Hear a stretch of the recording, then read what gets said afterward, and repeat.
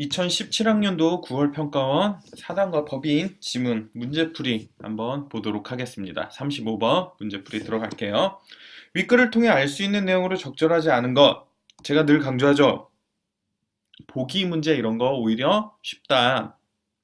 정말 어려운 게 뭐다? 내용일치 문제다. 내용일치 문제는 특별한 해법이 없습니다. 그저 제가 여러분한테 그동안 알려드렸던 그 많은 독해 원칙들, 이런 것들이 내용일치 문제를 해결하는데 어느 정도의 무기는 되어줄 수 있어요. 하지만 뭐 전부 다 원샷 원킬 할 수는 없어요. 이 문제를, 내용일치 문제를 잘 풀기 위해서 지문 읽을 때 최대한 집중해서 많이 기억을 하면서 읽는 방법밖에 없습니다. 아시겠죠? 자, 무책임하다고 느껴질 수 있지만 솔직한 겁니다. 네, 어쩔 수 없어요. 자, 볼게요. 자, 하지만 자꾸 뜸들여서 미안한데 하지만 여러분들 저와 같이 기출 분석 계속 하시다 보면은 알게 되실 거예요. 선생님이 알려줬던 독해 원칙들이 내용일치 문제의 정답을 찍어내는 것까지도 영향을 끼치는구나, 도움이 되는구나 알게 되실 겁니다. 자, 볼게요. 위 글을 통해 알 수 있는 내용으로 적절하지 않은 것을 찾으라고 합니다. 아이고, 너무 굵네요. 그쵸? 네, 적절하지 않은 것을 찾으래요.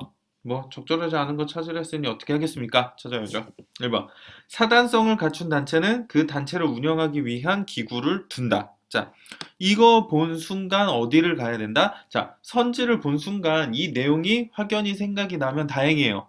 그러면은 판단할 수 있지만 설령 그렇다 하더라도, 그리고 내용이 기억나지 않는다 한다면 가서 눈으로 확인해야 됩니다. 사단성을 갖춘 단체에 대한 설명이 있는 부분이 있겠죠. 네, 어디에 있나요? 네, 여기 있습니다.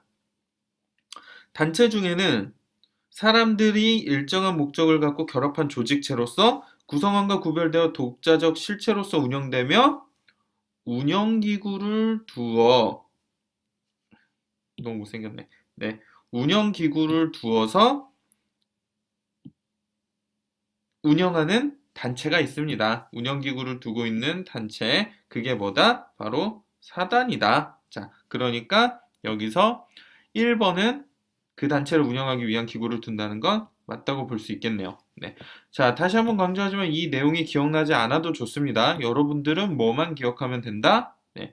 사단에 대한 설명이 어디에 있었느냐? 그것만 기억하면 돼요. 그리고 그것을 잘 기억하기 위해서 우리는 글을 읽을 때 개요의 역추적을 했던 것이죠. 네, 우리가 뭐 밑줄 친 부분에서 있었죠. 네, 볼게요. 다음. 주주가 여러 명인 주식회사의 주주는 사단의 사원에 해당한다. 자, 일단 사단의 사원이 누군지를 봐야 되겠죠. 어떤 건지. 자, 여기 봤더니 사단의 구성원이 바로 사원이라고 합니다. 네. 사단의 구성원은 사원. 즉, 사단을 구성하고 있는 사람을 사원이라고 하는 거네요. 네. 구분하기 쉽게 여러분, 구분하기 쉬우라고 다른 색으로 표시할게요. 네. 사단의 구성원은 사원입니다. 자, 그러면은 이제 주식회사에서의 주주가 어떤 역할인지를 보기 위해서 밑에 문단으로 넘어가야 되겠죠. 어디로? 주식회사에 대한 설명이 나와 있던 부분으로 가야 되겠죠. 네. 자, 여기서 보면은 주식회사는 주주들로 구성되며라고 되어 있습니다. 자, 사단을 구성하는 것이 누구? 사원. 주식회사를 구성하는 것이 주주. 주식회사는 사단. 그러니까 주주는 사단의 사원에 해당한다는 이야기는 맞는 게 되겠습니다. 네. 자, 3번 볼게요. 법인격을 얻은 사단은 재산에 대한 소유권의 주체가 될 수 있다. 자, 이것을 확인하기 위해선 재산에 대한 소유권을 갖는 조건에 대해서 글에 설명이 돼 있죠. 자, 여기서는 뭐라고 돼 있죠? 권리와 의무의 주체가 될 수 있는 자격을 권리 능력이라 하고, 그쵸? 그렇기 때문에 이것 때문에 재산에 대한 소유권의 주체가 된다고 했습니다. 그런데 법인격을 얻은 사단은 무엇이죠? 법인격을 가진 사단은 어, 사 어, 버벅거려서 죄송합니다. 자, 이런 것들은 뭐다? 법으로서 부여되는 권리 능력은 법인격을 취득하고 있다.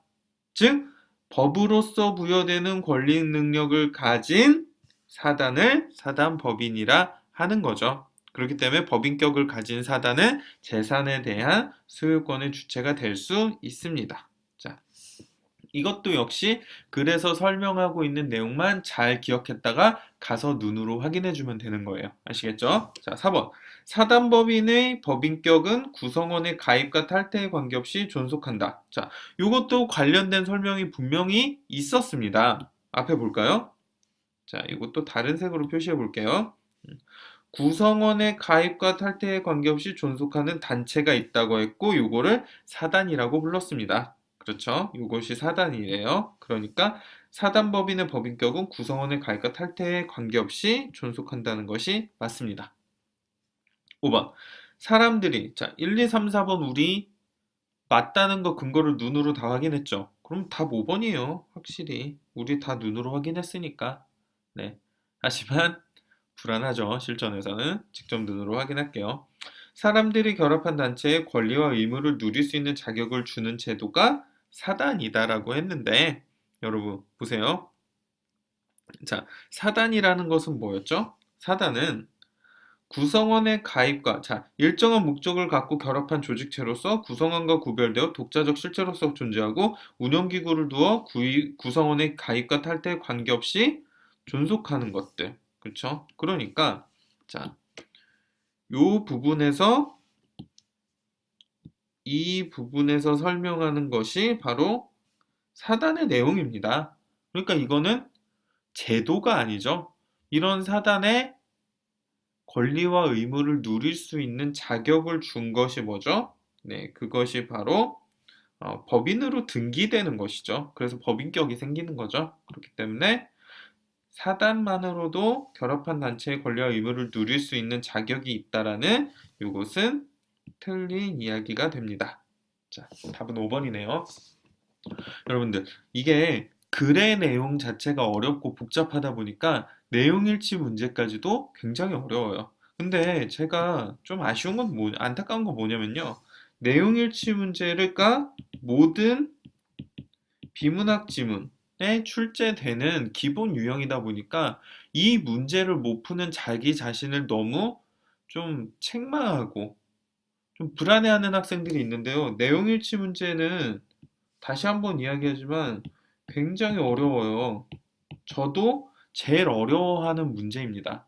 그러니까 이 문제를 어렵다라는 것을 이상하게 생각하지 마시고요. 이 문제를 풀기 위해서 어떻게 독해를 했어야 그나마 문제를 푸는데 도움이 됐을까? 이것을 생각해 보셔야 됩니다. 이게 바로 수능 기출 분석을 하면서 여러분들이 내용일치 문제에서 얻으셔야 할 교훈이에요. 우리는 어떻게 대비를 했죠? 네. 각 문단별로 중요한 내용에 밑줄을 쳤었죠. 밑줄을 쳤었고 그 밑줄을 친 덕분에 몇 가지 정답, 35번의 내용일치의 근거를 찾을 수 있었습니다.